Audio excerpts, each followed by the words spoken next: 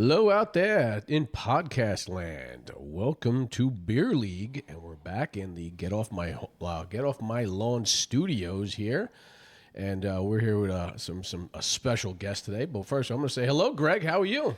Hey, Merry Christmas, Happy Holidays, buddy. We made it. How was your This is the day after Christmas too, when we're doing our podcast, and just want to say, how was your Christmas? What did you get? What did Santa leave you? It's fantastic, buddy.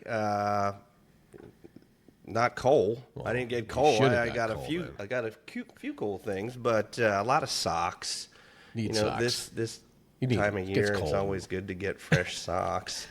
And the kids got everything they wanted, and it was a success. But it's a lot of work. Yeah, you're telling me. I haven't stopped. Still haven't stopped right now. I'm still tired. Still too tired. I know. Yesterday I'm wearing some of my clothes that I got. I got the what's it called? Shoresy, huh? No. I had this shirt a while, but it's the what's this thing? This oh my god. Is a brand that my wife gets me. It's with Lululemon. No. It's Greatness Wins. That's what it is. Greatness Wins stuff. So I'm wearing all Greatness Wins. That's who's got Greatness Wins? You know who it is? I don't know. It's Wayne Gretzky and Derek Jeter. Right? Yeah, it's my Lululemon. Okay, it's my stuff. Impressive, man. Right? That's why I like to wear. I actually did get some Lululemon pants. Did you? Yeah. Oh, that's so cute. They're comfortable. That's nice. They're really good. So we had a little Christmas. We had a pickleball tournament yesterday too. How'd you do? I won. Of course I won. Well, just so everybody knows, we are looking at dates for the Beer League Pickleball Tournament in April, maybe May. Absolutely. And we'll get everybody who's been on the show out there, and we'll make sure that, the winner gets a pretty good prize, and maybe we'll make it for charity. Absolutely, yeah. We'll get with Colby and let him know. Hey, listen. Stay tuned, but we may have to have odds on whether you can actually perform when it counts. Maybe I shouldn't play then. I got to play.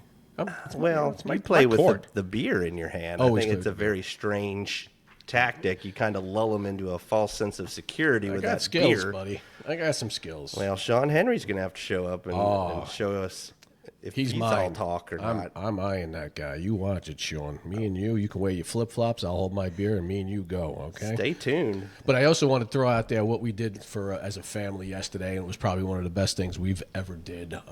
After Christmas, we opened the presents, had breakfast. Me and the family, we went down, and the day before we packed up some stuff, toothpaste, toothbrush, socks, and we took it downtown to Nashville. And we just drove around downtown Nashville and helped out the homeless. We'd give them some packages and, thank socks. you so much. Yeah, that's good. Good on you, man. Did that, man. It was something good that I want to instill in my kids that's what it's about. That's what it's about. Not, hey, let's get an Xbox or let's get this. And like, oh, I didn't get that. That's not, no, bullcrap. This is what it's about. It's Christmas, and it's these people, we don't know their backstories. We don't know how they got there. And, is it good? Is it bad? Or is it just something you run on bad luck? And I know most of these people that we went up to yesterday were real appreciative and real grateful. And we did see a fight. Oh, we did see a fight. A guy threw a water bottle at another guy. I'm like, now we're out of here. Well, but it was Santa. You got in and you got out. Got in, got out. Santa doesn't see you. Bang, he's out. So, but we had a great day. We played pickleball and we hung out outside. It by was the 70 degrees. It's ridiculous. It was gorgeous out. Well, let's get back to our guest. How about that, huh? Our guest today, a special guest we have. We have Katie Cummings. Let's get the claps going. Hey, Katie. Thanks for having me. Oh, thanks for coming on the show. Excited. Thank you very much. I know. Well, Katie is a extremely skilled hockey player here in the Nashville area, and she's also gone on to play, and she's right now the assistant captain. Is that true? The assistant captain of the Michigan Wolverines hockey team. That's another claps. Give another claps for that. That's huge. Yeah. Very good. Michigan, here we go. Greg if you follow TikTok, Greg was there at the Mun. They're starting to win me over, man. They're starting to win me over. It's an impressive organization. I was gonna wear my Lions hat for you. That's for sure. Michigan, but the Lions stunk last night, so I won't wear it. I am wearing a hat right now. Do you guys know what this hat is? This is a guest. Is that a World War II hat? Oh boy. I don't know. Not a World War II hat. My God. This is the California Golden Seals hat. You know who were the California Golden Seals? I bet you're going to tell us. I'm going to tell us right now. This is California Golden Seals. They left. They closed shop because they weren't doing good in their finances. They became the Cleveland Barons. You know who the Cleveland Barons are? No. Guys, you're killing me. Okay, I'm really old. That's what the kids call an air ball. Yeah, I am very old. So then what happened is the Cleveland Barons only played for 2 years in the NHL, and then they combined teams with, come on, you got to help me out, guys. The Atlanta Thrashers? Oh, God, no. And don't say the Predators, both of you, okay? Don't you dare say both Predators. Minnesota North Stars. Oh, so they came in to become. See, bad luck after bad luck. I give you guys a history lesson right now. So right now, and then plus we have to do a Shorzy shirt. Got to set the tone. There we go, Shorzy shirt. Because I didn't have any University of Michigan jerseys, but I will get one next time. I can guarantee you that. We gotta fix that. I will. I know. Okay. Hold you to it. Well, I was going to have a Preds jersey because I know you're a Preds fan, right? Oh, yeah. Okay, so you're a Preds fan, but, we had a lot of Preds fans, and I'm running out of Preds jerseys. As much as I wasn't a Pred fan, I used to love Preds years ago when they had Shea Weber. Again, that's a little touchy subject. Maybe listen to one of the old podcasts on that one. But then we met with Sean Henry, and he made me become a Preds fan again. He tracked you down the other day too, didn't he? Yes, he did. He yelled at me because I was at the Ranger game, Rangers versus Preds game, and he yelled at me. He goes, "What the hell are you wearing?" Like that, exactly how he said it. I said, "I'm so sorry, but I have to still watch my Rangers." And so he yelled at me. Met my son. My son was wearing a Ranger hat. He goes, "Take that off." He took it off and shook his hand. So it was kind of cool. So anyway, let's get back to you, Katie. All right, so Katie, now another thing. So you're assistant captain of Michigan. Yes. Okay. Number 27, correct? Yes. Why 27? It's the day of my birth. My birthday's tomorrow. Oh, happy 27th, birthday. So little lucky number. Okay. Yeah. All right. Very, very cool. And listen, I'm not stalking or nothing, but you got 3 goals and 7 assists this year so far, right? Is that true? Yeah. All right. 12 games? Yep. All right. And last year you had 6 goals, 7 assists. Yeah. I see. Did my research, bud. Good for you. Thank you, man. See, I'm here for you, right? So I'm just making sure. So, Katie, you tell me about yourself. Tell Podcast Land about yourself. How you became Katie Cummings, the hockey player of University of Michigan, from where you started. Go ahead. Yeah. So back to the very beginning, I was born and raised in Nashville. And I actually didn't start playing hockey until I was 11, 12 years old. But I grew up a Preds fan. Okay. My dad started taking me to the games as early as preschool. And then if you can remember when the Preds had their Stanley Cup final run in 2017, they were getting really good a couple of years up to that, 2015, 16. We had season tickets and we'd go to multiple games a week. And I lived and breathed Predators hockey, and that was finally the age where I was kind of old enough to say for myself that I wanted to try it out. And my parents put me in skating lessons. They didn't know that there was girls hockey or if it was even a thing that you could do. But I'm really glad that they let me try it out, and I obviously loved it, so I stuck with it. But yeah, 11 and 12. That's wow. That's really late. It I is. can say really late, but you did great for yourself. Yeah. My God. Oh, wow. So when you started playing, where did you start playing? So you just did the goal program, or where did you start? I don't even know that there was really the goal program yet. It was at Centennial Sportsplex. They just built Fordyce Antioch, so there were really only 1 or 2 rinks in Nashville. So I started in the Centennial House League. With the NYHL, we would practice once a week, game every weekend. It was really fun. But I do remember it was scary because by then, all the other boys had been skating their whole life, since they could walk. And I was just now learning hockey and having to learn all the positioning and all of that. But I would go to public skates every week with my family, practice my skating. I had a skating coach, and I was just trying to get all the ice I could get to get better. Wow. Did your father play hockey at all? No, I was the first in my family. Really? Yeah. Okay. You go to Michigan. Wow. I know. That's no pressure, anybody. That is a serious ride. I mean, from 12 years old all the way. But it's got to be more dedication with you to get to where you are right now, from 12 years old or 11 years old to college hockey. I mean, that's outstanding, because usually you do that a lot with other sports, football, baseball. We just picked it up at 12 and you could do it. It's extremely hard to be so good at 2 sports, skating and hockey. And for what you did during that, my God. I mean, so all right, you're playing that house league in NYHL. When did you decide to say, hey, you know what, I'm going to play travel hockey? Now, what year was that? I would say maybe about like a year or two into starting to play hockey. I knew that I wanted to get really good, potentially play in college, but I just didn't really know how. And at the time, we had heard about the Lab, which was a small skills rink in Franklin. One of my teammates on my house league team had started going there. It was kind of a word of mouth thing. And I met Tom Murphy. So imagine me at like 12 years old, a new skater. He's a very intense coach if you don't know him. Oh, he will be on the show. I already talked to him already. He's coming out of the show. Oh, yeah, he's great. He's great. So I would go skate with him, 2 to 3 times a week. He would do skill sessions. Picture him screaming at everybody. I can't even stop on my left side, and he's still yelling at me to do it. Very intense, but he really had a lot of belief in me, and I told him that I wanted to play college hockey, and he really wanted to put everything he could behind that dream of mine, and he did that for me. Outstanding. Tom, you coming on the show, you know that story's going to come up, that's for sure. All right, so you started, so you're just busting your butt. Off-season skating, I'm sure, just this is my direction, this is my goal. And so impressive. So impressive to go ahead and go, hey, this is what I want, and, you're a dog on a bone. This is my goal, this is where I'm going at.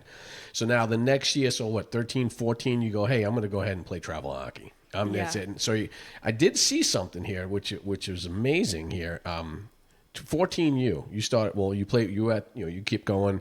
At 14U, you played up to 19U, so you played up 5 years. Oh my God, that's outstanding. I mean, to Tier 2 AA is incredible. Incredible. I mean, there's no way I could ever say, hey, good, kids, go play. Wow. I just got to say wow for you. What made you want to do that? Jump up that much?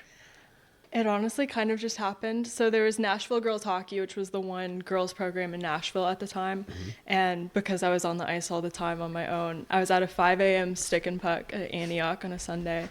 And Callie Singletary, who's the founder of that program and was the coach, saw me on the ice and came and brought me a T-shirt. She had no idea who I was, but she was like, hey, you're a girl, we have a girls team, you need to get in contact with us. And I was still very new to hockey, but she knew that she wanted me in her pipeline of girls. So I started playing for her, and I played with NGH, National Girls Hockey, for 2 years, 7th and 8th grade, and I was always the youngest girl on the team because it was girls graduating, going to college, and I was not even in high school yet. But Callie really had a lot of trust in me, really wanted to see me develop. I know it can be, frustrating having very new players on a team who have a lot of work to do, but she was really there for me and saw the vision. That's great that she did that, had that vision. Now, also, too, one of your other coaches, she was on the show here recently, and I have respect so much over my career living here in Nashville, was Allie Lacombe. She was one of your coaches, too, I'm sure, and one of your skills coaches, too, I'm sure, right? Yeah, she was Callie's assistant coach. She was helping with Nashville Girls Hockey in those early years. And so I had her for a few years when I was younger, and then also did some skill work with her. Okay. Yeah, what about Delaney, too? Have you played with Delaney, too? DC or? Okay. Yeah, Coach DC. Yeah, she is amazing. Yeah. She is extremely talented. She would come out to our skates, teach skills, even work with some of the boys in the junior preds programs, and even the guys were so impressed with her skill level. And she was one of those coaches who would just build you up. I would leave each lesson with her feeling like I was the best hockey player in the world, and that mental game can go a really long way. So Kudos to her. That is so good. So all right, so now during this time frame, so did you also play boys hockey too at this time too? So I did. What happened there? All 4 years of high school, I played on Father Ryan's varsity boys hockey team. I was the only girl. It was really fun. I was actually the first female to be selected for the G-Nash All-Star game. All right. Congratulations. Yeah. That's awesome. Yeah. See, that's always one of the questions I was going to ask. How did that go with playing with boys? Did that up your game? Were you more intimidated, or are you like, no, I'm going to get physical back? Was the game more physical? Did you feel that they were targeting you at all more during the games at all, or you just like, no, screw it, I'm going to be playing here and busting your face too? All right, guys, let's go. Yeah, it was kind of a mix of both. I loved getting scrappy in the corners, getting into it. That's why my coaches, trusted to have me on the varsity team. But I will say there were a few games where, I could definitely tell that I was targeted. I mean, there's videos, like there's one game where with 6 minutes left, I got the wind knocked out of me because some winger, he's like supposed to stay on his side, came all the way across in the D zone. 2 guys hit me at the same time. And I'm like, never in hockey should 2 people be on the same player. Like, you're not even on the right side. Like, you don't know what you're doing. I know you're just targeting me. And there were like a lot of hits that were also penalties. So it's like, then I know, okay, I'm getting targeted. If you're hitting me and it's a penalty, it's not because I'm a girl. It's because you can't be doing that. Yeah, and you're a jerk.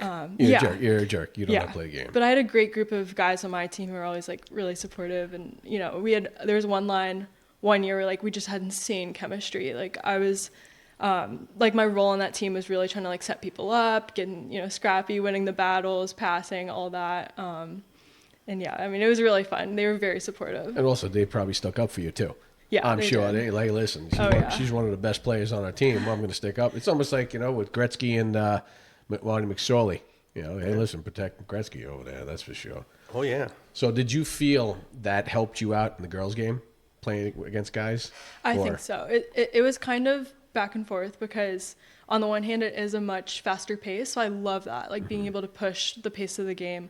But then also I do feel like there was less puck possession because, I mean, it's boys hockey, but it's also Tennessee high school hockey, and it was a lot of like dump and chase. Wait, and all that. Yeah.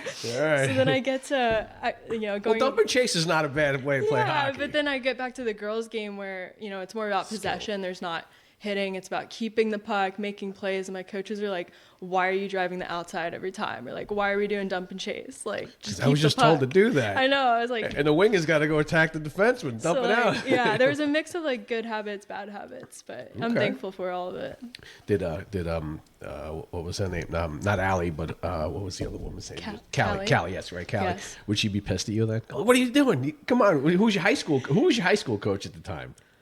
I had Coach Stephen Henry, so Sean Henry's son. Oh, wow, yeah. okay. Yeah, it's small world, yeah. Yeah, wow.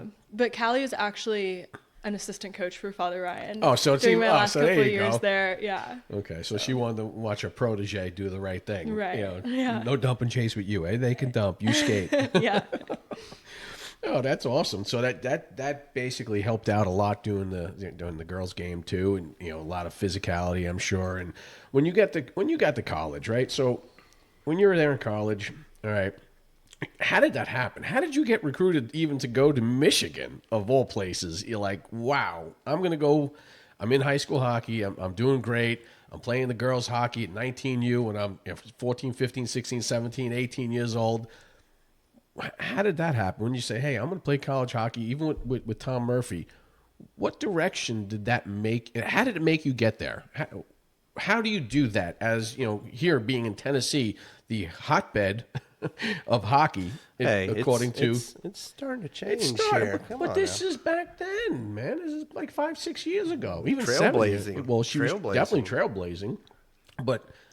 How did you go, hey, I want to catch someone's eye from being somebody in Nashville, Tennessee, opposed to someone being from Minnesota or Michigan or Boston or Rochester, New York? How was your recruitment in that? How did that go? Yeah, so there was like a turning point for girls hockey in Nashville my freshman year of high school. The junior Preds took our program under their wing, and we became like the junior Preds girls team, still playing U19 with Coach Callie all 4 years. And that really helped put us on the map. We had really strong runs at nationals, making it to the final game, winning silver my sophomore year. And then my senior year, we won the national championship with the junior Preds in Anaheim. So definitely our team was getting noticed, and we were playing really good teams from, you know, Boston, Minnesota, and whatnot. But being from a place that's not really a hotbed, I had to take the initiative in reaching out to college coaches on my own. So I was reaching out to a lot of like smaller D3 schools and then top ACHA teams, mainly focusing on academics. So I'd look at what had the academics first, and then Michigan really checked all of those boxes for me. I reached out to their coach my junior year. She answered me within like 5 minutes. And invited me up for a tour, and I started talking with her and like their captains and leadership, and really realized it would be the best fit for me. Awesome. Wow. Well, I got to tell you also too about the lab. You know, I want to thank your parents for part owning that, because that's where my kid played. And that's why I met Greg over here. Our kids played at the lab. Fantastic place. It's one of the. It was great. I mean, I even skated there a couple times too. Yeah, we miss it. I do miss it. I did miss the lab. It was perfect, right around the corner from my house, and it was perfect for younger kids and kids to develop their skills on a one-on-one basis. You know, smaller ice surface. You know, dealing with smaller puck possessions and, you know, one-on-one battles too. It always helped out a lot. But we love the lab, and I want to tell you, thank you, parents. That's for sure that they owned it for a while. And if it wasn't for them, I wouldn't be here with you, Greg. That's great stuff. I wanted to ask about like the recruiting process where you kind of upload your information, you make a profile. There's a couple different ones now. I think one that they're dealing with a lot is Common App. But like for people that are in high school that are thinking about pursuing into the next level, like walk them through what's the best way to try to get on the coach's radar other than winning a national championship. That helps. But like all of the digital stuff and getting in the clearinghouses, how do they go about doing that? When I was in high school, I had a recruiting profile through, it was a company called NCSA. But looking back, I would say you definitely don't need that. You can definitely email coaches on your own with your information, letting them know when your games are, maybe sending them the links to your live streams. That was like the best way to get in contact. And then also going to summer showcases. Obviously being from Nashville, the coaches aren't really coming here, but they're all going to the, you know, New England showcases. You could send them an email beforehand, and that was a really great way. Nice. It's a lot to deal with, all these different online things these days. It's like drinking out of a fire hose, man. I tell you, no one else helped you during this time at this. Well, obviously Coach Callie, like at the time, was trying to help out with all that. And Coach DC, she has a lot of college connections, and she was reaching out to coaches for me as well. Okay. All right. That's another thing. So now when you all right, now you're in Michigan, you're going to say, "Hey, I'm going to go. This is great. Mom, Dad, I'm going." Were they like, "Michigan's so far away"? No, I don't want you to leave anyway. Did they have that against it? And you like, I don't know if I want to go, or what was some of their reactions about it? Were they like, no, just get the hell out? Oh, yeah. Well, my mom was worried it would be too big of a school for me.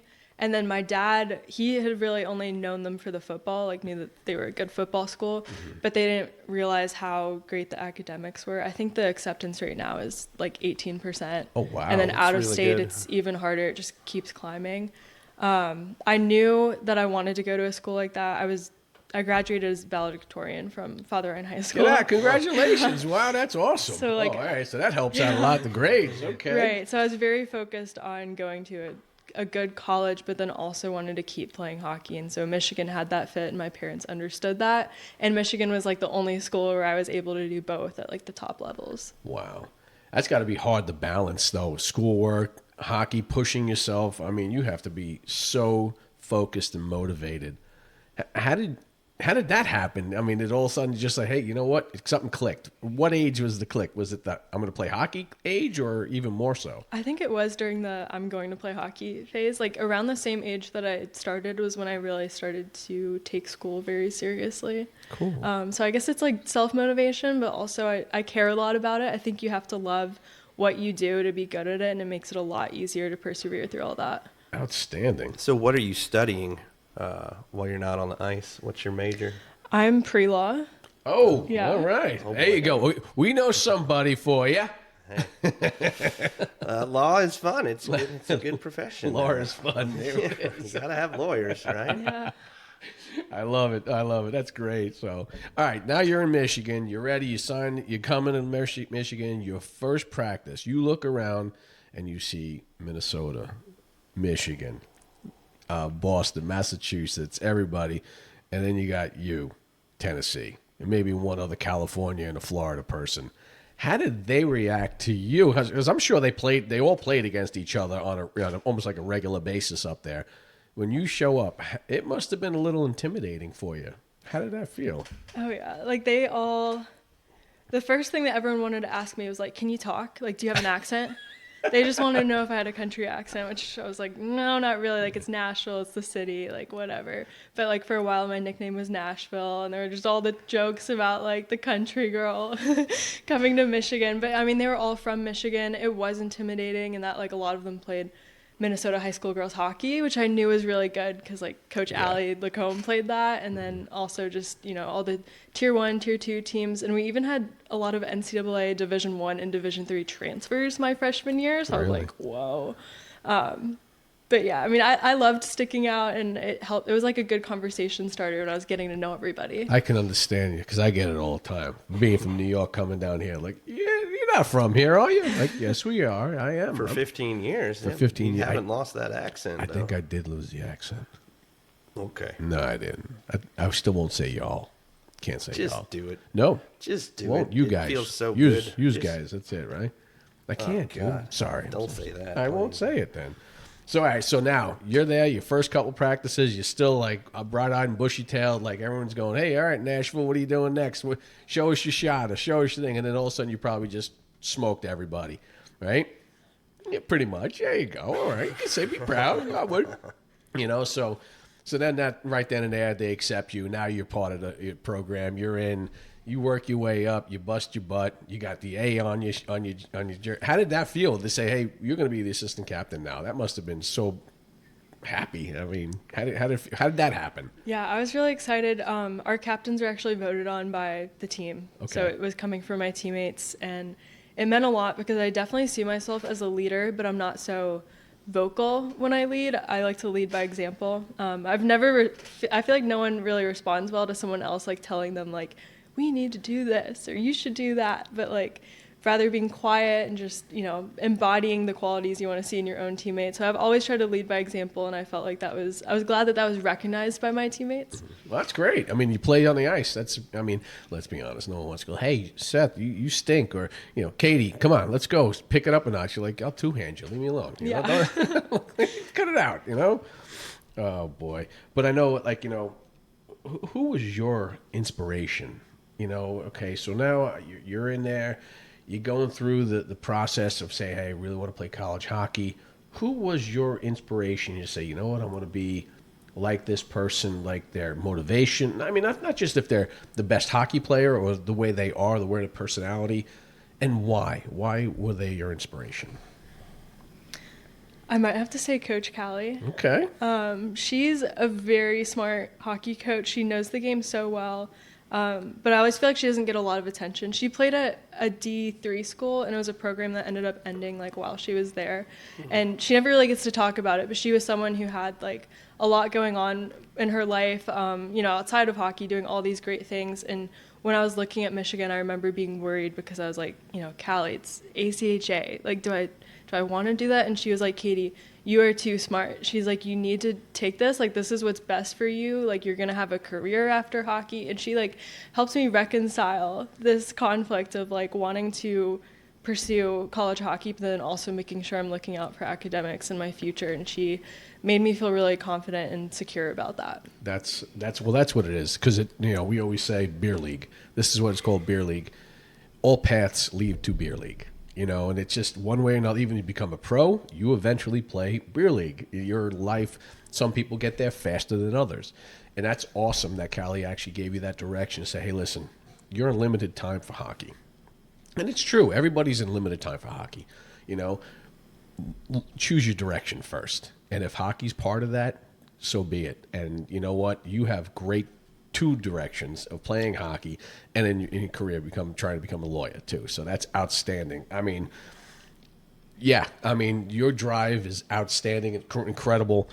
So Callie was your inspiration during that time. So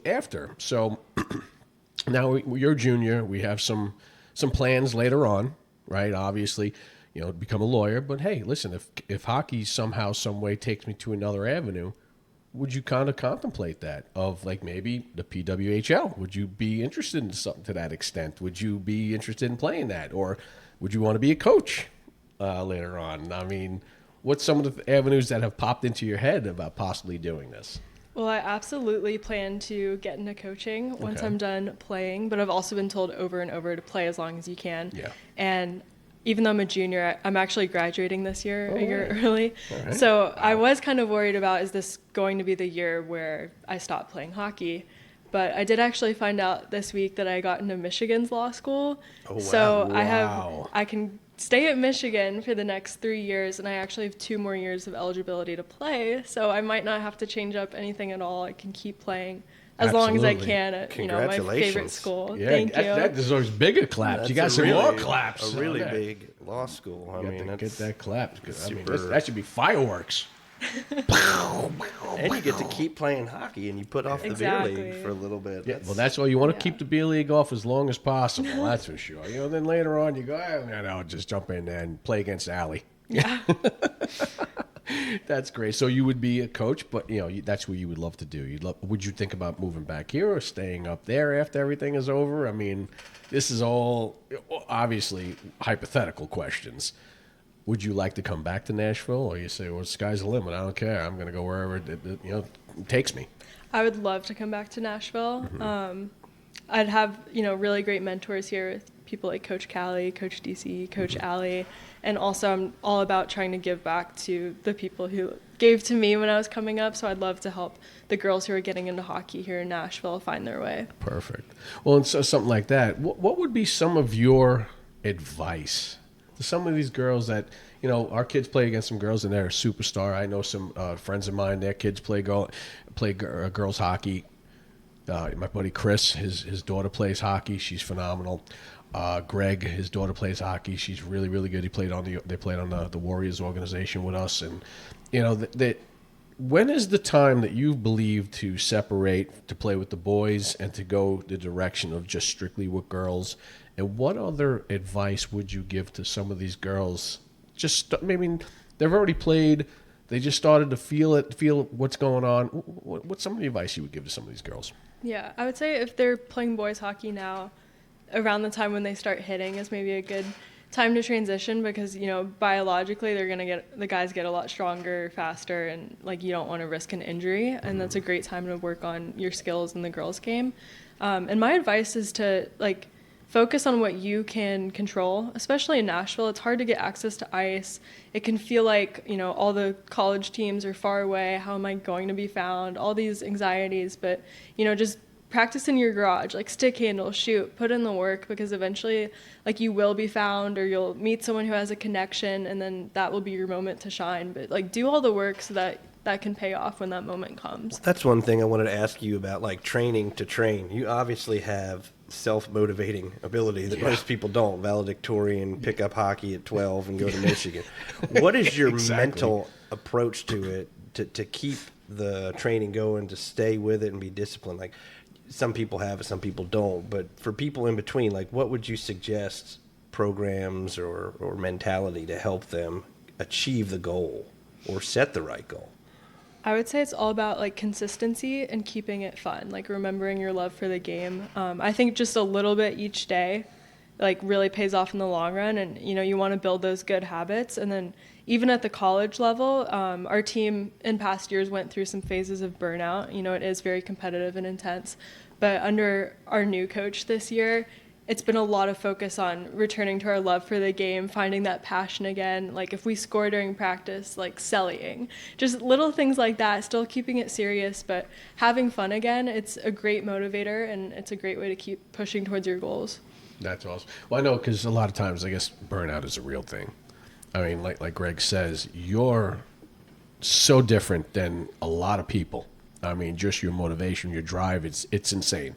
I mean, clone you. I mean, my God, clone you and just tell, this is how you work. This is work ethic. Not everybody does that. Usually they have some sort of parent or a buddy or something that kind of pushes them, or a coach that's just almost overbearing, and burnout really is a real thing. How do you deal with not getting burnt out? How do you deal with that? Because there's a lot. There's a lot on your plate, and it could be almost overwhelming sometimes. How do you deal with not getting burnt out?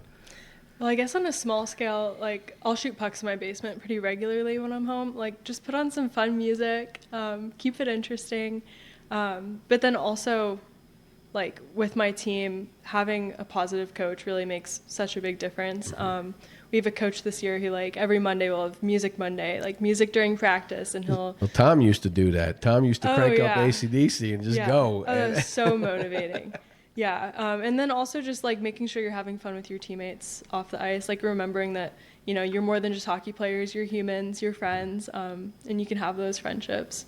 Well, that's always the best thing, your friendships in the locker room. I mean, that's the one thing, if you talk to anybody outside of that's retired in any sport, like, hey, what is your most thing you missed most? And they say the locker room or the dugout or the camaraderie with the boys or the girls, and just that's it. That's it. You probably made some lifelong friends growing up from high school hockey, youth hockey. You still keep in contact with the youth hockey kids that on your team and everything? Absolutely. Yeah. Okay. Yeah. All right. And then obviously you've made such connections with the coaching staff, and I think I see someone behind me. Hello. Hey, Coral. Hey, Coral. That's my daughter, Coral, here. She's a video photographer. She stopped in here. Say hi, Coral. Hi. There you go. So there you go. One thing I wanted to ask you, Katie, is we have a lot of coaches on here, and it's fun to see their different perspectives, and everybody is, has different strengths and things they focus on. But from the player's perspective, you said having fun, right? You don't want to have too much of a drill master or whatever. But what do you look for in a coach? What do you find is the most motivating? Not just, putting on music, but what do you think you respond to and other people in your age group on your team? What really gets them going, seeing the coach you had before and the coach you have now? Like, what do you look for? I would say the number one thing is clear communication and frequent feedback. I think there's a lot of coaches who are afraid to hurt people's feelings, so they won't speak directly. And in the past, I've had a lot of coaches who, like, you could show up for a game and, like, all 4 lines are new, and you're just like, I thought this was working, like, did I do something wrong? And then they don't really say anything, and then, like, even if it's nothing negative, you'll tend to fill that gap of communication with, like, negative thoughts, and you're worried that it's something about you as a player which can affect your game, but then meanwhile having coaches who are very clear about what they expect from, like, your line, and are also very blunt. Like, my head coach now, he'll say, like, that was too long of a shift, or, like, you need to step up on pucks, and I'd much rather hear that than hear nothing, and I'm left wondering, like, what does my coach think about me? So it helps our players definitely, like, gain confidence because they know what's expected of them, and then it also helps our team because all the pieces come together. I love that the honesty. I mean, yeah, it's going to hurt some people's feelings. Let's be honest. Like Steve would say, well, let's be honest. He would say Completely blunt. And I think that's the way it should be. You want to know where you stand. You don't want that little thing in your head going, did I mess up? Did I screw up? As a coach, I coach baseball, and I did retire. I apologize. You sure I retired? We know. Yeah, I know. We know. I retired too, and I always like to tell kids what I feel and what's going on. I don't want a kid to tell me what you just said. Does he think I'm not am I doing too good? I'm like, no, hey, listen, you're sitting on the bench because for a reason. Or we batting you 5th today because of a reason. Always give a kid a reason, or even a player, because I know I was the same way too. I'm like, did I screw up? Why am I on the 4th line? Well, why am I on the 3rd line checking this week? Listen. And then you go, I got 2 new line mates. What did I do? We were humming. We just put 4 goals up on the last game. What are we doing? It's also you breaking it up. You want to try different avenues. But I enjoy what you just said. So when you become a coach, because do you do other skills coaches? So if there's some kids out there too right now go, hey, you know what? I need that extra skills coach. I'm listening to this and going, this person's really, really cool. I would like to see if I can do side coaching with this person. Would you do stuff like that? Would you do sessions with kids, like with girls out there? Go, hey, let's go ahead and do some skills work. Would you do that? And how did they get in touch with you? Yeah, absolutely. Like, in the past, I've actually done some private lessons with some of the junior preds girls who are younger in the program.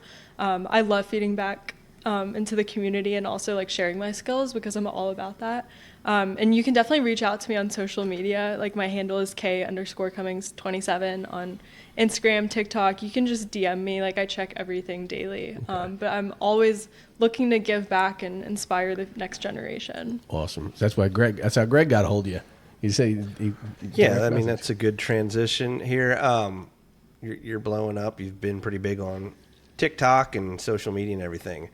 That's a whole new aspect of the game that's new to kids and, social media. There's good things and there's bad things about it, right? How did you get into doing all this influencing? Like, when did that start? Did it start at college? Did it start in high school? What was the genesis of that? Well, it was totally unplanned. I just graduated high school, and it was my first summer where like I didn't have summer schoolwork. I was like, what do I do with all my time? So I made a TikTok of like clips of me skating at the lab because I could get ice, when I wanted, could film on my own. And I put together a little montage of just like some shooting, some stick handling. And I got a lot of comments of people wondering like, this is in Nashville, and like, this is a girl who plays hockey. Like, where has this been my whole life? And so then I realized that there's not a lot of Nashville hockey on TikTok, and also not a lot of female hockey players. So I realized that there was a niche that I could fill, and that's when I started getting more serious about making videos regularly, trying to share my training routines, and just like inspire, the next generation of girls who maybe, when I grew up, I didn't have those players to look up to on social media. So I was hoping I could be that for them. Wow. Well, I tell you, you, whether you like it or not, I said the same thing with Allie. You guys are trendsetters, especially being girls in the Nashville area. You just hit it. Wow, I can do that. And that's what I think a lot of girls in around here, like, A, we're in Nashville, not a hockey market. B, wow, there's a girl playing hockey, and wow, there's a girl playing that went to Syracuse and played professional hockey. There's another one that's in Michigan.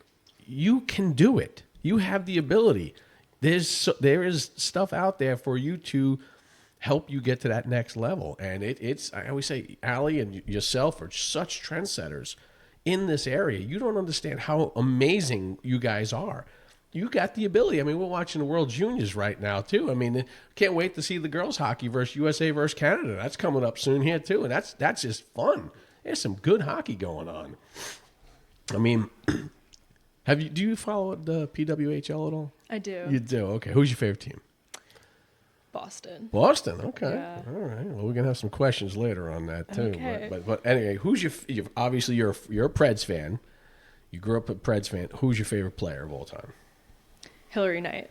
Hillary Knight. Yeah. Okay. All right. Not even a Preds player. Okay. No. Good thing I didn't put a Hillary Knight on my questionnaire. She I had a was couple other ones. Oh, I almost wrote her down. You did, huh? All right. Well, I have a couple others on there, so we'll follow up on that. Where was your favorite place to play in? Ooh. So this is kind of basic, but I might say Yost Ice Arena. Oh, well, that's not basic. We practice there all the time, play there all the time, but it is a very historic rink. Mm-hmm. So much history, and it's a beautiful rink. It's so cool. We were up there, and we were told that we were allowed to take a tour, and so we got there early, and we started taking a tour, and then a gentleman came up and introduced himself as the Minister of the Ice. Interesting fella, and he was like, "What are you doing here?" Like, "Oh, we got a tour." He's like, "Well, who's your contact?" I was like, "Oh, my manager's coming." But then he started regaling me with the history of the Yost, and oh my goodness, it goes way back to like 1913 or something. But they used it as a kicking facility, so the football team would practice field goals and punts in there, and they did that for a long time, and then it turned into a basketball arena. And then I think it was in the 70s, and you know better than I do, but they started playing hockey in there. But it is so ornate and amazing. Like, I think that's the coolest barn I've ever been to. Sorry, Munn, that was a cool setup. But it's really like almost a spiritual feel to it. I mean, it feels like a cathedral. It's really tall ceilings. I mean, that place is amazing. I also have to add that there's a Nashville connection because Yost, the person who the rink is named after, actually moved to Nashville. So it was like way back when, but he had a whole Nashville connection. So it's pretty fascinating if you're from here. Who is it? What's the person's name? Yost? I mean, I don't know. I don't know the first name, but yeah, like who it's named after. Really? Yeah. Oh, that is awesome! Boy. Wow, Michigan, they're rising. Oh, boy. We're looking for college hockey teams to follow, and it looks like Michigan is gonna win. Right, well, apparently North Dakota's pretty good too, though. You were all about Michigan your last visit there, and we had a lot of around. fun. You did have fun. You looked like you had a ball. I know. I didn't get up there. It was a big time. We did go to a couple years ago. Before that, we went to Ohio State. Ooh. And there was You're not hey, supposed listen, to say that. No, I know. I don't Everybody say those hates. words. Well, a good thing I didn't say Penn State either, huh? You know, they were playing the Big Ten championship while we were up there, and we went to some German bar, You can get a boot of beer. That's pretty cool. And instead of having Indiana and that team from Ohio, they were showing Tom and Jerry. Like, they won't even watch the Big Ten championship because that's how much they hate Ohio State. And hey, I hate them too. Try not to hate anything, but Ohio State. I thought it was pretty cool. You couldn't walk on that. We had the kids. There was a hockey player that's from Centennial. I forgot the guy's name now. You remember? She don't remember the name either. But there was a guy from Centennial that played, and he was the captain of Ohio State, and now he plays for the Islanders too. He's on the minor league team. But I just reached out to him on TikTok, and I'm like, hey man, you seen you played hockey here? Where our team's going to be up there, and he reached out to me, and he goes, listen, everybody signs autographs after the game up top. He goes, we're not going to do that. We want you to come up, and we want you, we're going to come up, and we want to take the whole team. So he took the whole team downstairs into the locker room. None of the kids can step on the O. The kids, it was outstanding. The kids loved it. They had a great time. And somebody, can I get a stick? He's like, no, you can't get a stick, dude. What's the matter with you? But it was pretty cool how they, how that happened and how the interaction. And I always say that hockey players are the coolest athletes. They're most open. They're open to everything. They enjoy the camaraderie. Kobe was saying, Nasher and what's the other guy? Chavo and Pavel Barber. They will have a line of people just signing, and they don't care. They'll finish the signatures, and then they'll go from there. He goes, that's what hockey's about. Well, it's hard working, right? I mean, you're obviously not the typical hockey player, but you exemplify what all of them have to if they want to play for a while. Even to start, you got to learn how to skate for a year. What other sport do you have to play the basics of for a year? Like, you're going to run around a football field without the ball? I mean, so it's just hard working, and I think that shows up in giving back, and I think that's what makes them different, as you're always saying. They put in that work. So you're a Boston team. You like Boston in the PW. Okay, and you said Hillary Knight's your favorite player there. It's funny. I just had a conversation with a buddy of mine. Him and his daughter go to New York games, and he's a little pissed. I don't know why. There's not a rant part, but he's a little pissed because what they would do is they had 2 years ago they played in Bridgeport. They also played at the USB Arena where the Icelanders play. So I said Icelanders. I won't say that team. And then they also play at the Rock where Jersey plays. And they mixed them up. And then what happened is this year, all the games are at the Rock or in Newark. So it's a New York team, but it's Newark. And it's really not the nicest area over there, too. And he was pissed. He wrote a letter to him, and they're like, we'll give you free tickets because him and his daughter go all the time. And he's like, no, and she's still a New York Sirens fan. And the whole thing is, and she's like, yeah, she was mad that one of her favorite goalies got traded. And she's left in the expansion draft, and now she's on Seattle. I forgot the name that she told me, but she was telling me about that. But on that sort of sense, would you think about getting into the P? It's definitely very, very competitive. I mean, those girls are very talented, and I don't think I'd ever be that level. I can be good at hockey, but nowhere near what these girls have accomplished. I mean, they just continue to push the pace of the game. Well, from Allie said, it's amazing speed. Oh, yeah. Amazing speed. And amazing shots, amazing everything. Okay. They're incredible. So now with your self-motivation, you don't think you can say, you know what, I'm going to try the P for 1 year. I'm going to try out. Do you think you would ever do that? I don't think so. I think I'm so focused on finishing out my college hockey, getting into coaching, and then focusing on my career after. That's my 5-year plan. Okay, all right. Have you? So did you go take the courses at all, coaching at it? Did you do the USA coaching levels at all? You haven't even messed with that yet? Not yet. Just coaching the summer camps with the Nashville Predators, and then some privates here and there. Okay, yeah. All right, very cool. Nice. All right. So, well, what made you want to go to law school? Oh, there it is. My dad's an attorney, so I was always very interested in it. But also throughout high school, I had been interning with the Native Hawaiian Legal Corporation. I have family out there in Hawaii, and so I really wanted to, provide community-based service for those people, and really give back to people like my family in Hawaii. And open up a rink in Hawaii. Then there you go. Now you have a Hawaii rink. They can start it out there. Well, actually, we're going to Costa Rica here, and they do have one rink down there. Do they? There's one rink in the whole country. You bring your skates? It's in San Jose. Now we're going to the other side of the country, but there are some people that really love it down there, and it's cool to have. I mean, that's a non-traditional market. I would right say there. so. There's got to be some ice in Hawaii. There's one ice rink. Played there growing up and actually worked there. Did high you school. really? Yeah. Oh, wow. Yeah. Do you have any brothers or sisters? I have a younger brother. Okay. Does he play hockey? Nope. Why not? Total opposites. Really? Yeah, I don't think he would want to Yes. follow in those footsteps. Yeah, no, he's just, yeah. He'd play lacrosse or something. Yeah. Don't play ice hockey. Nope. But that's pretty cool that about your parents owning the lab. The lab. And during that time frame, I mean, it's a great place. It was a great place there. And that's even cooler that you can just jump on it anytime you wanted. And I'm sure you were probably out there every single day. Absolutely. And Yeah. it was perfect during COVID because all the rinks closed. And actually at the time, Bridgestone Arena was closed. So the Preds came in to play 3v3 and they let me play with them. Oh, so I got wow. to skate with like Philip Forsberg, Rocco Grimaldi, Martin Erat. Mm-hmm. I mean, they're like making me go in circles, putting pucks through my feet. But like it was so much fun. Yeah. Wow.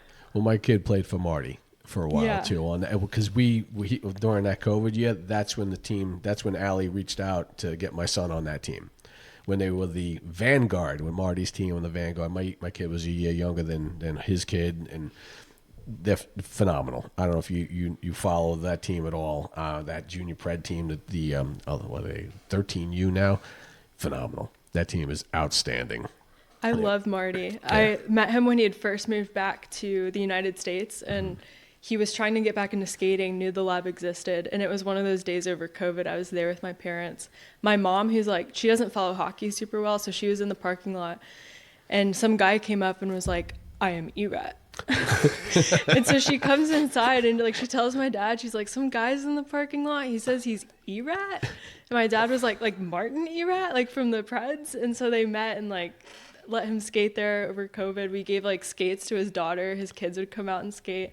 And he was so thankful for it. He gave me like a private skating lesson. I was, sweating so much, but he's like so incredibly talented and such a great person. He's a good guy. He really is. He calls me, hey, New York. I'm like, hey, Marty. Well, back up. How did you didn't play, and then you picked it up? How did your parents end up getting involved with the lab? Mm-hmm. When we were with Nashville girls hockey, we only got ice one weekend a month at Centennial. One weekend? Yeah. It was a Wow. mix of so many teams, not enough ice, and then also being a girls program. We always got like the short end of the stick. So to have weekday practices, it was my family and then my teammate on the team, her parents, they both went together. The lab was actually going to close at the time, so they pitched in together, bought the lab to keep it open so that our team would have a place to practice during the week. Mm-hmm.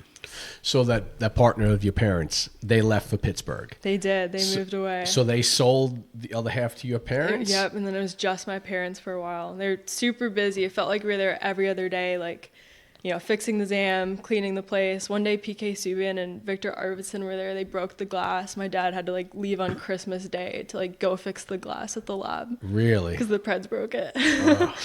Yeah, it was busy, but I'm like so thankful that, they put in that work so that I could have access to that ice and that opportunity. So they decided to get rid of it when you said, you know what, we're done. You're going to keep going on the other direction. They said, I'm out. We got rid of it. I remember they did sell that. They did, So in the company, and they put a school in. Yeah, it was a homeschool hockey program. What was the name of that school? Vanguard. Vanguard was the other team, was the team that we played on. It was something else that the goalie was doing it. Wow, there was a goalie. Guzda? Yeah, Brad. Yeah. He was doing it. He was doing a goalie school there. Goalie school. He was doing a school, like a regular school that they built. That whole section to the right where the offices used to be.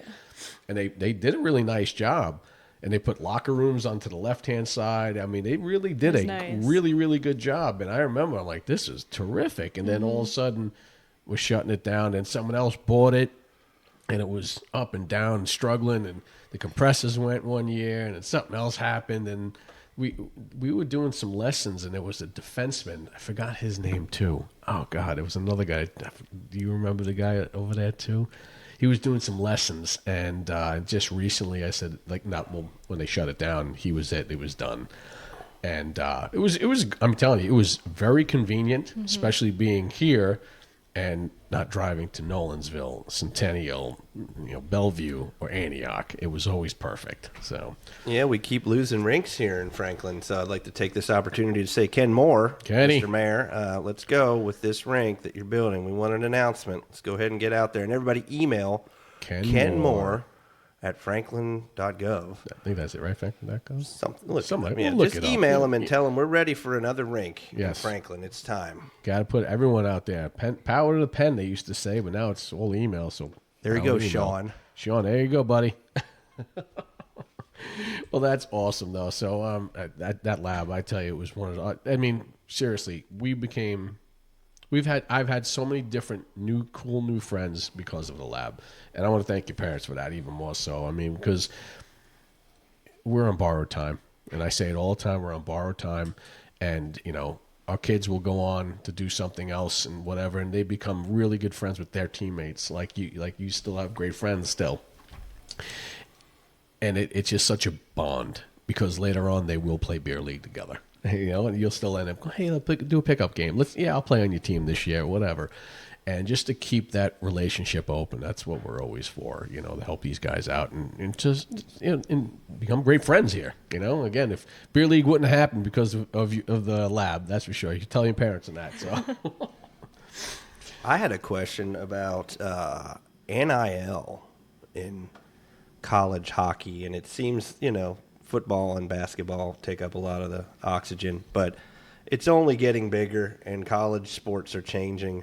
And I think I read something about you got a team NIL deal up there, that you did some ads or something for, what was it called? Dream Chasers? Yeah, so one of the really big sponsorships we have starting this year was with CFCU, which is a very well-known credit union in Michigan, and their end goal is they dream of seeing an NCAA Division I team at the University of Michigan. Currently, there's none even in the whole state of Michigan. So they're really That's trying. crazy. Oh yeah, That's just a crime. yeah, but they're really trying to give better exposure to our team, putting some money behind us, and then also blasting out some stuff on social media to gain some traction so that, hopefully with more people having eyes on our program and being excited about women's hockey, it'll create a stronger market for a Division I team. Do you think that there'll be more NIL deals with women or men's college hockey in the coming, do you pay attention to that at all? Because you're in charge of something on the team, aren't you? Yes, I'm the team president. So all the administrative stuff, off the ice, I'm overseeing all of that. And Wow. a lot of that is working out the sponsorships. So what do you think will happen? Do you think there will be more and more NHL prospects that are getting NIL deals? Or Absolutely. do you think that's good? I think it is good. It's been great, for me as a college hockey player. I do stuff with NHL Sense Arena, the VR hockey training. Okay. And it's great because it lets me make money during college, remote. Obviously with our hockey schedules, we're on the road all the time. It's hard to work in person and keep a consistent work schedule. So being able to, have side hustles like that while you're in college, I think it's really great for these athletes because, we have a lot to juggle. There's not a lot of time in the day. That's true. That's true. Do you ever think that, with this whole thing, like the NIL stuff, do you think the SEC will ever eventually have some hockey? But regular hockey. So do you think that's ever going to happen? I mean, your opinion, I'm not going to say, yes or no, but what do you think? I can see it.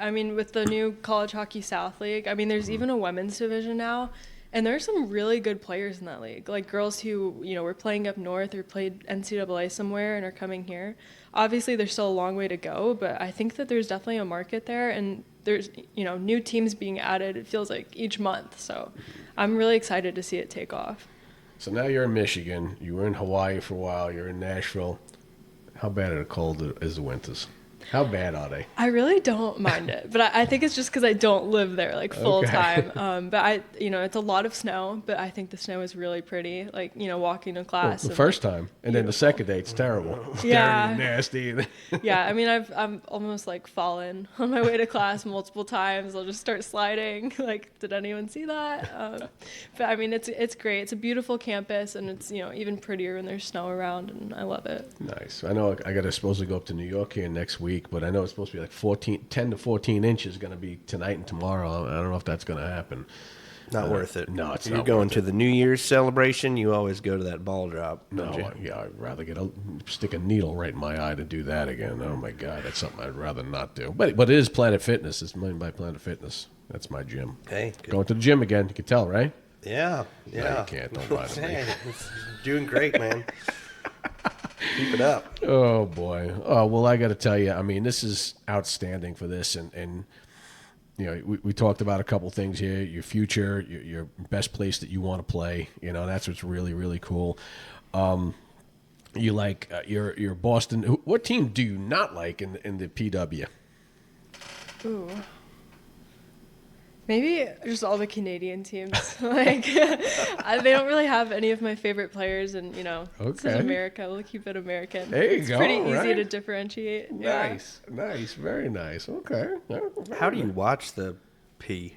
I think you can watch it online. Yeah, YouTube has live streams yeah. of all the games. I tell you, to me, I enjoy watching it. Skill levels are phenomenal. It really is. Like I tell you lately, I'm starting to pull away from the NHL. It's so talented, but so boring. Maybe because I'm a Ranger fan. We went to the game the other night, Rangers versus the Predators, and my son looks at me and goes, "Dad, they suck. They really suck." I go, "Yeah, they do, bud. Yeah, they do." He's like, No, seriously. They didn't get a damn shot on net for they had like 10 shots on net the whole time. He goes, "They really suck." I go, "Yep, Drury's destroyed that team, man." Maybe you'll become a Preds fan. Why would you say that? Because Sean Henry was. Well, I did like trying Sean to Henry, putting the hard press on. But this has got to stop. This fang finger thing. I'm sorry, I can't go by it. This is Mickey Mouse stuff. I can't do that, man. I don't like that. That's to me not my favorite. It's a tradition, man. It is a tradition. But actually, someone else told me the other day they didn't like the whole "you suck" thing. They just like, hey, why do you got to curse like that? Hey, you suck. It's all your fault. I don't like that. I don't like it either. I'm sorry. You got to be tough to play hockey. Yeah, well, Sometimes people are going to say mean things to you on the ice. They're going to chirp you. Who is it? Do you chirp a lot on the ice? No. Why not?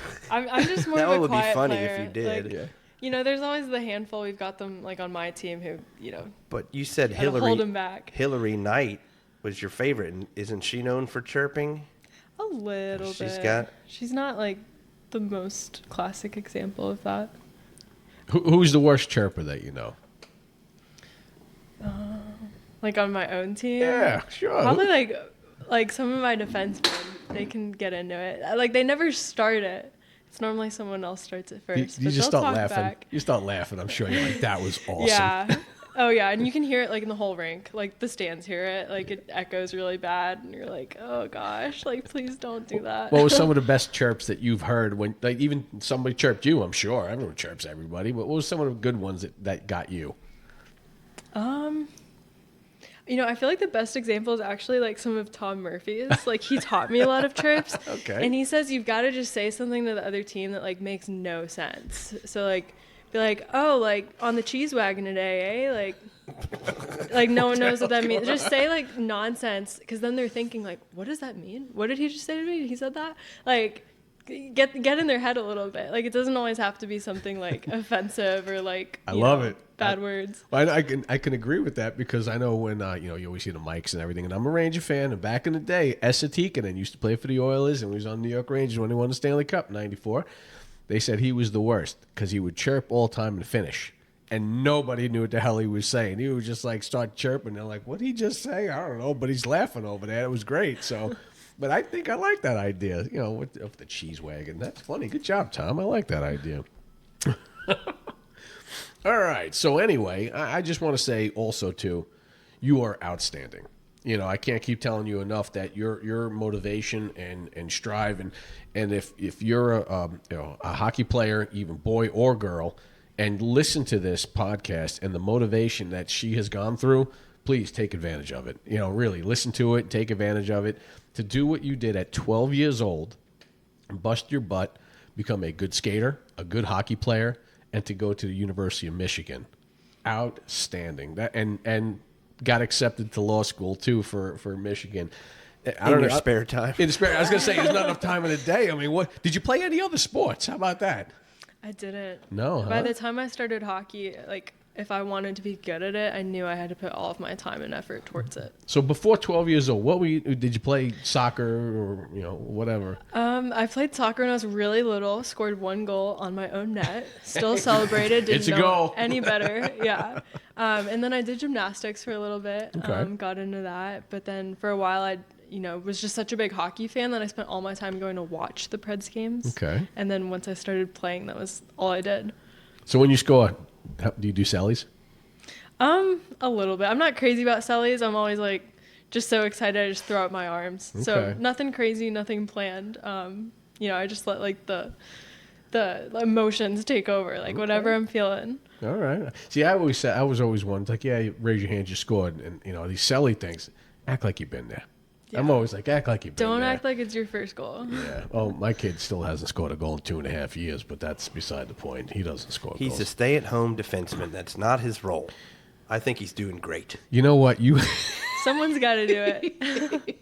You are such a nice guy. I got to tell you, you find it good in everything. Tammy's doing great. Tammy's doing. Coral's took doing some great. pictures. D, keep it up, buddy.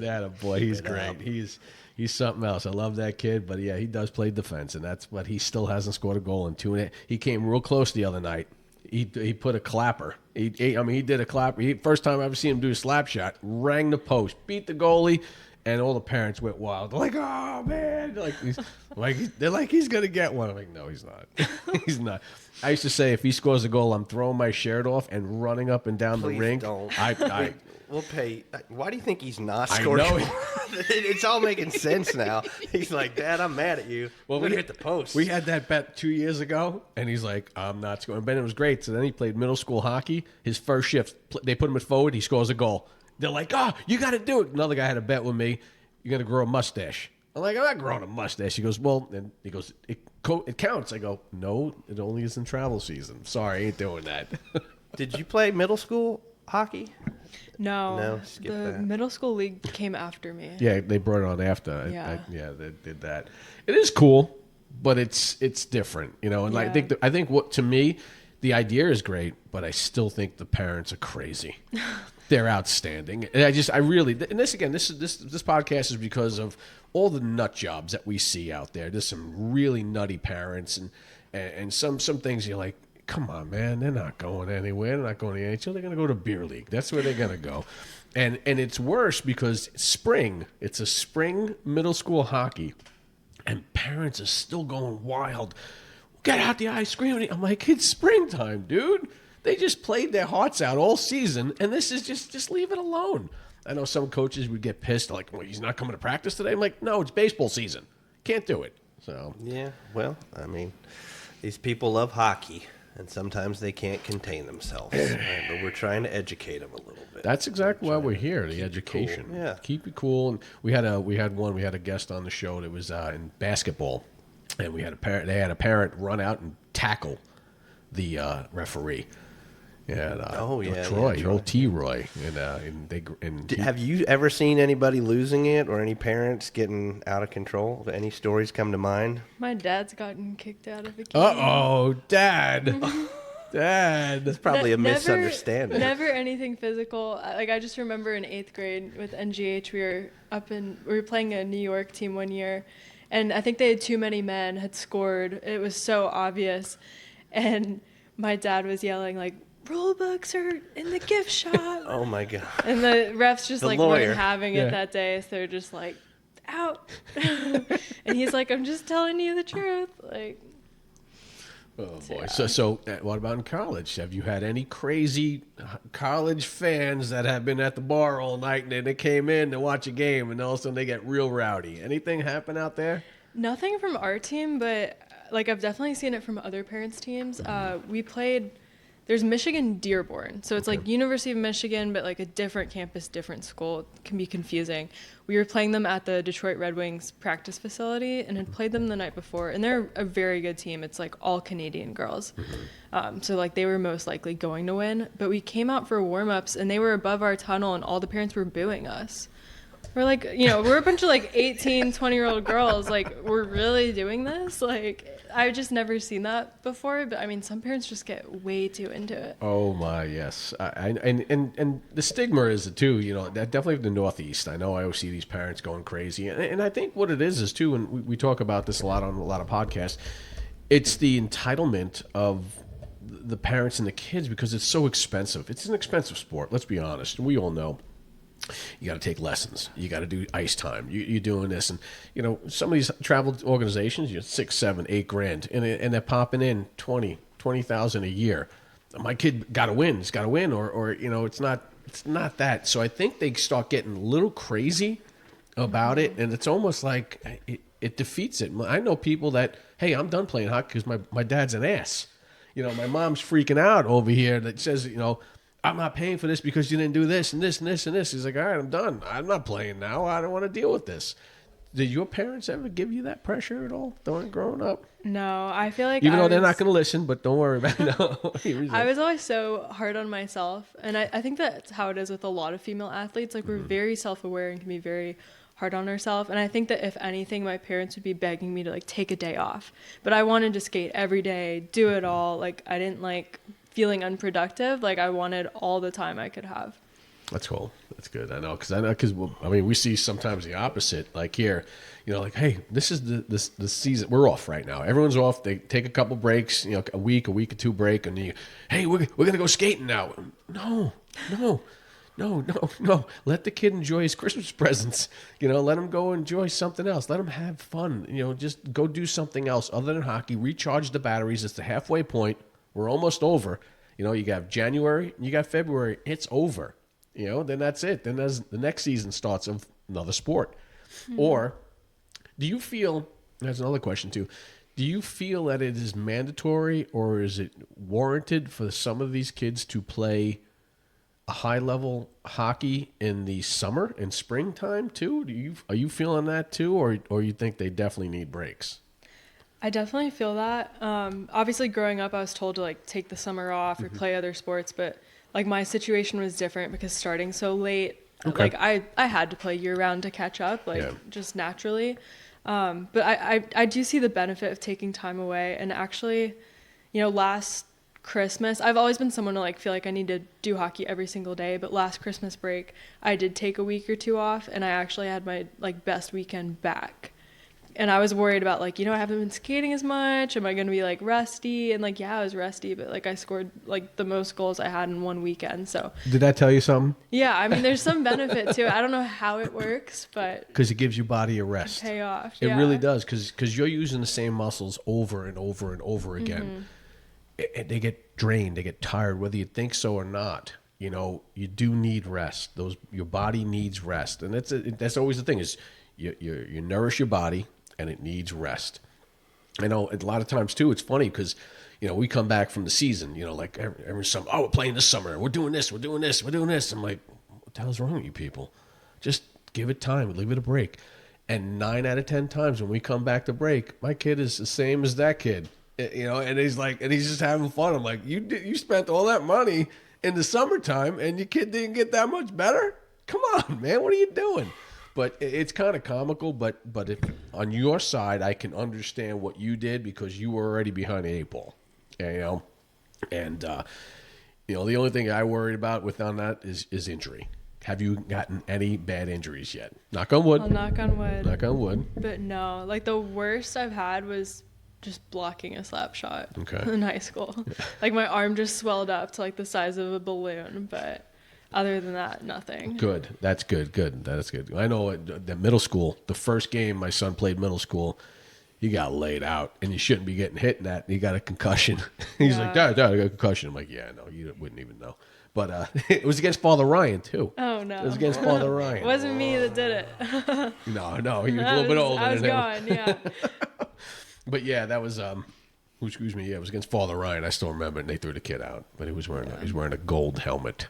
There's always a mix of people in G-Nash who seem to be playing just to hit. Yeah, well, you've got like your serious hockey players, and then people who just want to run everybody. Well, it's funny because I do tell people, and they're like, I said, when you get older, you have kids. Like, when we were younger, 8, 9, 10 U on that Vanguard team, we had kids that would score goals religiously, 10 goals a game. And I told the father, I said, hey, you do know those days are almost over. He's like, what are you talking about? And we're like, okay, let's go common sense. Here it goes. Everybody catches up. All the kids catch up to everybody, and the game changes. You have the kids that score goals, and then you have the kids that go, hey, I just want to be an assist person, and I'll set someone up, and here you go. So that's the same glory as that kid scoring goals. And then you got a kid that's just, hey, I just want to play defense. I don't want them scoring against me. If I'm a +3, I'm happy as anything. Good, great. And then there's going to be that kid that just wants to knock your son out. He goes, what do you mean? I go, no, dude, you're going to have a kid, because once he does that hit against your kid, the crowd roars, and especially in high school hockey up in the north, high school hockey, it's, hey, let's see if we could rock the boards enough, and let's get the fans get into a fist fights with each other. And that's exactly what it was. I mean, they'd have cops at games, and that's what it was. Yeah. So we're going to see who rocks the boards more, and that's what the excitement is. And, so it is a different animal when it comes to that. And knock on wood that you didn't get any injuries during any time, and keep it up. Keep doing. Do you do yoga too? No, you got to do yoga. That's also good. Believe me, yoga is a very good thing to stretch and keep your body going, and just keep doing yoga. You got to start doing yoga, Pilates and stuff like that. Noted. All right, very good. Well, again, thank you so much for coming on the show here. What we again, you have your drive is outstanding, and you are an influence to younger girls and younger boys and teens from Nashville. Please watch this video, watch the podcast, and listen to it, because you are an inspiration. And thank you for that. And thank you, Allie, because I know Allie is an inspiration on this too. We'd like to do this little segment on this show. It's called Get Off My Lawn. Now, I don't know if you saw it before or not saw it before. It's something that, you're still 20, so you can't do it. So you say it's a person that you want to invite at your house to have a beer with, or a cup of coffee, or a soda, or whatever, as Allie would call it. A fridge cig would be a Diet Coke. A soda, eh? Take off, you hoser. But so it's a fridge. So you one of them, and the other person, get the hell off the lawn. Get out of here. I don't want you on here. I mean.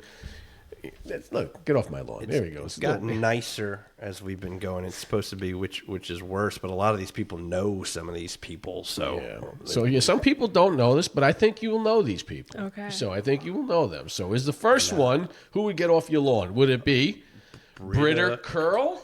Do you know Britta Curl? I do. Yeah. Salami, or Kendall Coyne Schofield. I thought this was a dumb one. Yeah, I liked it because they're both on Minnesota. Yeah. It's a tough one. It's a tough one. See, you know what? That's why you're the brains of the group. Yeah. Let me get the questions here, buddy. Get your deep cuts. There you go. I might have to say Kendall Coyne Schofield.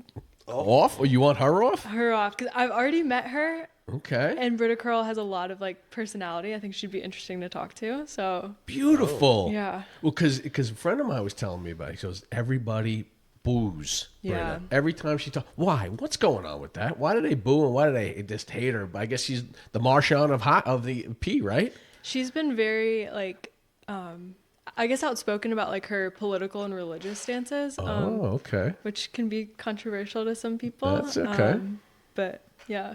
And then supposedly something went down with Kendall too, right? With the organization too. I guess the contract was happening here, and you met her before, huh? Okay. I have, yeah. So I don't know what happened exactly. I have to do some research on her, but you've already met her before. I have. Okay. Yes. And nice lady. Super nice. I met her. She brought her gold medal to Nashville. Oh, really? I think in Nashville. It was either Nashville or Florida. It was at some girls hockey thing, and I got to meet her. Took a picture with her. She's super nice. Very cool. I liked it. You know what? That one surprised me. I do have to tell you. And what you just said, she has personality, Britta. Mm-hmm. So that's pretty cool. All right. Good job. I like that one. All right. Next up, we've got Aaron Frankel. Who would you rather shoot on? Aaron Frankel or Gwyneth Phillips? So you go, all right, who am I going to be a goal? Who am I feel like I have a better shot scoring a goal against? How about that? Probably Phillips, because to be fair, I haven't heard of her name. I know Erin Frankel, so I would guess she's good. Yeah. But I know that name. So. Yeah, she's leading everything in this. Yeah. Goals against is a .80. She's really, really good. Okay. All right. So that one. Out there. All right. Now.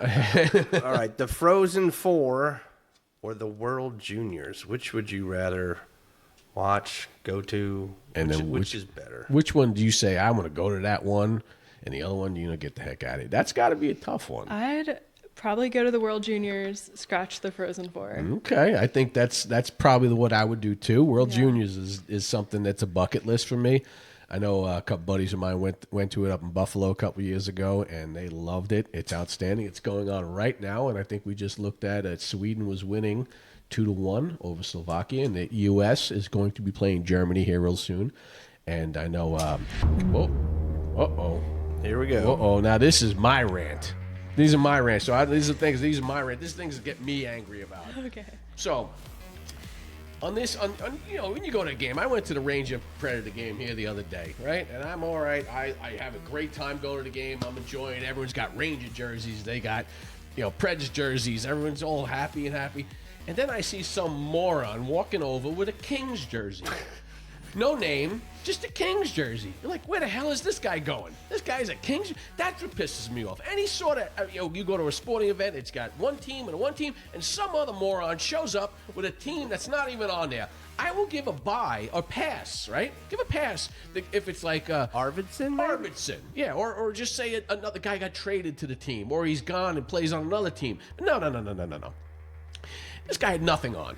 It was just a blank Kings jersey. Like, you're an idiot. Not even Kopitar. No, not even Kopitar. You're an idiot. You're just an idiot. Even if he had Kopitar, you're still an idiot because he's not playing in that game. And even football games. I'm watching the game the other night. It was the Chiefs versus, who'd they play? The Broncos. Yeah. Some guy's got a Raider jersey. What are you, an ass? What's the matter with this guy? He's out there. He's got a Raider jersey of all this stuff. Come on, man. Just get yourself a damn jersey of the team you're going to. And it's just, I don't know. Stuff like that pisses me off. I don't know. What do you think? Okay, is it worse than a face painter, though? Nothing's worse than a face painter. Nothing worse than when you go ahead and take time. Hey, remember I told you about that big nasty guy in the Bucks? So I watched the Raise the Flag documentary, and he's there painting his face, and he starts crying. I'm like, damn it, man. He's crying. He's like, and he shows this little... It's comical. So he's this big fat guy that puts a stupid horn on his head and paints his face. And he's like, I went to a camp when I was younger. I was the fat kid. And they told me I could. You keep it going because I'm still going with this. I was the fat kid. And they said I couldn't play lineman. And they said I couldn't play lineman because I was so fat. And he starts crying. He goes, but I got this award. It was this little stupid football, like a $5 trophy. He's got in his house. I mean, really, you got to watch it. When Raise the Flags, Bucks, Tampa Bay Buccaneers, the 50 years. And this episode, it starts it off, he's crying. I go, this is ridiculous. What the hell is wrong with these face painters? That's all he's got, man. That's all he's got. He's all he's got. And you want to take it away from him. I just did. I took it right away because I don't need to see a face painter on my TVs. You see face painters in Michigan that show up in Michigan? Maybe every once in a while. And what do you think? What are you doing? I could never do it myself. Exactly. Yeah. You face painters. Golly. And do you show up to a game and someone's wearing a Penn State jersey? No, right? You're an idiot up there. What are you doing? They're not playing, right? Thank you. See, are you with me on this too? Right? You're going to a Preds game. You're like, I was going to play the Ducks, and some guy shows up in a Dallas Stars jersey. Yeah, what the hell is wrong with you? Well, that's wrong whenever you're doing it. I don't care if they're there. If they are playing the Dallas Stars. Yeah, you don't like the Dallas Stars. No. I like the fluorescent jerseys. Those are actually pretty cool. The fluorescent, right? See the fluorescent jerseys? They're no Ranger jerseys. It's almost as bad as a Blackhawks jersey. I kind of like the black. Dude, just troll the people. Blackhawks jersey is the best jersey ever in the NHL. I'm going to edit that out. Don't, because some of you, editing it out. Did you hear that, you Sean? know it. Kellberg, it is the did you hear best that? look. It's the best looking jersey I've ever seen in the NHL. Never going back to the well, I can get. Lounge. I know we won't, but it's the best jersey anyway. What is your favorite jersey? I like the Minnesota Wilds jerseys, Okay. especially in the dark green with the red sticking out. Like something about it. It's like a good mix. Okay, I like it. I'm liking the new Utah jerseys. Oh yeah, They're those cool. are They cool. did, they did a real good job. I like the Yeah. Kraken jersey too. Me too. That's I really, go for colors. I like the Kraken. I was gonna say like Kraken and Utah. those good two colors. exactly good because Yeah. it's different colors. Everything black, red, blue. You know, they do some really cool colors, and that's why I'm a Tampa Bay Buccaneers fan with the old school orange, baby. Woo! Sorry, buddy. I'm sorry. Good for you. Well, Katie, I want to say thank you so much for coming on the show. I appreciate it. I appreciate this. You taking your time coming out here. Thank your parents for dropping you off here. That's awesome. They're probably shopping. They're like, I'm not going to go more after Christmas shopping. Great deals. But I want to say thank you. It is an honor and a pleasure for you having you here and to taking your time to come here. And I know you're getting ready to go back to school here on the 6th. So we're going to be following you. And I want to see a hat trick, okay? And I want to see a good Sally out of you. Okay. All right? I want that on TikTok, too, a good Okay. Sally, all right? So if you were going to do a Sally, what would be the main Sally that would just go, wow, that's really cool? I'd probably just do like the knee down, like wipe the ice, like just the classic. Nothing Okay. too crazy. Like other teams have done like selfie sticks and like That is actually pretty funny. canoes in front of our bench. Yeah, but like Yeah, it sometimes pisses it's you just off. like really Yeah. like first goal in your life or something. I get it. I act like you've been there before, but it's this new era of hockey, it's look at Yeah. me. It's look at me. That's what it is. It's like face painters. Yeah, look at me. That's what it is. Anyway, but Some of yeah. them are trying to get clicks, man. They're trying to get. Well, I know my son. He said he wanted to score one goal, and he would ride the stick like. I Tiger saw that on Williams. Bar Down the other day. You did see it. It was a 5-on-3 for the entire game, and they were playing Unity, some D1 school up there. And Okay. they actually scored a couple goals, but it was a 5-on-2 for part of it, and then they got a shorthand against them on a 5-on-2. And he rode the stick. You got to ride. I mean, that's kind of funny. That was funny. I know my son when he does roller hockey, he will mess around in the backyard. He tries to do it. He like takes it like he's shooting a gun. Oh my god, dude! Don't do that, dude. that anymore. Thank God he doesn't score goals. He's not that good with scoring goals. He's gonna get one real soon. He's not. You know what? send it If he gets one, it's going to be on this video. We're going to show it 10 times, 8. Yeah, we'll send it to Katie. She can post it to 4 million people or whatever. And we're like, this kid's first goal in 38,000 games. We're looking forward to that. No, we're not. Well, no one's looking forward to that. Well, anyway, Katie, thank you so much. I appreciate everything, and thanks for coming on the show here. And this is it. This is our player. And we got all our good stuff. Matheny Manifesto. When you learn to coach and when you get to coaching, here it is. He gets mad at me. Read that book. Okay. That is the best book. I always tell my parents, read that book before you even come talk to me, because you can relate that to any sport. It's a great book for parents and kids sports. So always a great thing. Of course, Mark Messier is over here in my favorite picture right there. And the real life Al Bundy. Al Bundy. That's a new one here. That's me. Sean Henry. Sean Henry. Because Yeah. when I called him, I said we played football. They brought me up as a sophomore and played. He goes, "Oh, you Al Bundy? You scored 4 touchdowns." He made call me Al Bundy. I'm like, that's pretty funny. But anyway. Thank you again for everything, Greg. Thank you very much. And I got to, we're going to say right here, Merry Christmas, Yeah. and this will be our last episode for the year, and a Happy New Year, right, Greg? Since 2025, we're entering our second year. Here. We're entering the second year. Very good, and I think Exciting. it's going to be exciting. And the merch is coming. We The got merch some is good coming. merch. We're gonna have some good merch. Got to start selling that. Could put it out there, and we got some hats going to be coming out. Some koozies. That's key. Koozies, hats, hoodies, T-shirts. I don't know, socks. You think we get some socks? No, we're not doing. Let's get socks. Everyone loves give socks. them away. Yeah, we're going to Give them away on socks. Christmas All right, we'll Eve. give them away Christmas socks. But everyone out there, thank you very much for supporting us here on Beer League. If you want any questions or anything we should talk about, please email us at beerleaguelive@gmail.com and follow us on Spotify at Beer League, TikTok at Beer League Live, and we're YouTube too at Beer League Live. That's right. Thanks, everybody. Happy New Year. Happy New Year. Get that music going. There it is. All right. Peace. Oh, wait. We got one more thing. We have to give her a gift on TV, on a camera. Okay. Got to give the gift on camera. Here we go. We stopped. We delayed it. Sorry, we're not gonna saying let her choose. We're gonna choose. She's got choose. 3 options We got here. 3 options. Here we go. So we're gonna let you choose what the gift is. Your parting gift. So Okay. thank you. Since being part of the Beer League, we got some hoodies. Oh, those are We got some hoodies nice. for you. So we have a brown, a green, or a blue. These are Michigan. Another I might emission. go with the green. I like the green. The green is a nice color right there. Thank you. All right. These are nice. Well, thank you. Thank you very much. Appreciate Yeah, it. thanks for having me on. Oh, no problem. No problem. And good luck this season. Thank you. All right. And get a celly going. And we want to see Yep. that cool celly going on. Yep. And maybe throw a peace sign after you score a goal. All right. There. Okay. Peace sign. There Will it is. do. All right. Thank you very much.